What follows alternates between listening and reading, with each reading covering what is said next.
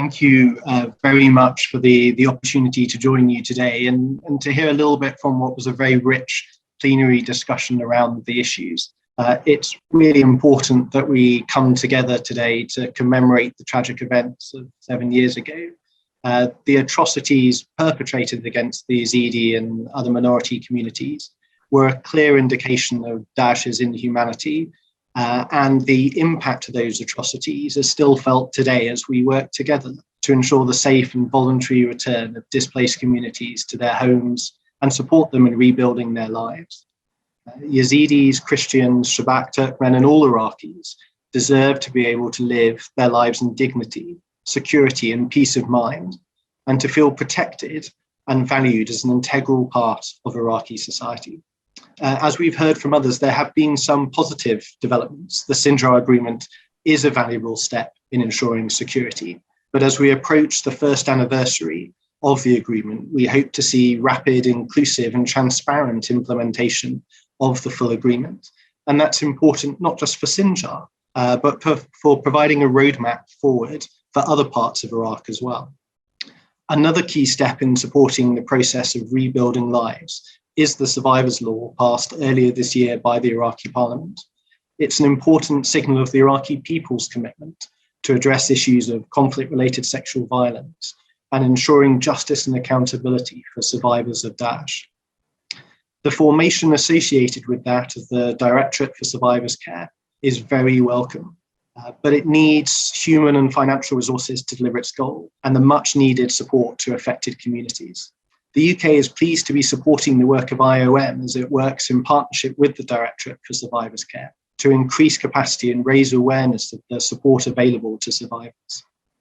In addition, I would highlight the crucial role of mental health and psychosocial care as components of support for survivors. And the UK is proud to be working in partnership with Yazda in providing mental health support to Yazidi women. The crimes against the Yazidi community were among the most appalling committed by Daesh. Accountability alongside a survivor-centered approach is necessary. There can be no justice for victims or survivors or hope for reconciliation in the absence of accountability for perpetrators. Daesh members who committed war crimes, crimes against humanity, and crimes of sexual violence must be prosecuted in line with the international standards of due process.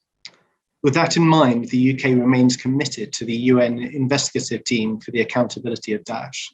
I welcome UNITAD's ongoing efforts to support prosecutions in Europe and to provide closures to thousands of survivors of Daesh violence by reuniting them with their missing. I hope we can all come together to find a solution which enables UNITAD's evidence to be used effectively in Iraq and to bring those responsible to account and in trials which the victims can follow and participate in.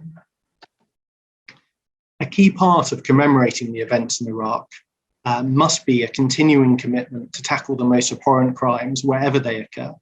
For that reason, in 2020, the UK launched the draft Murad Code, created alongside Nobel laureate Nadia Murad and the Institute for International Criminal Investigations to strengthen justice for survivors around the world. The Murad Code seeks to uphold international standards for recording crimes with sensitivity to survivors, preventing the further traumatization of survivors by governments, international organizations, or civil society actors.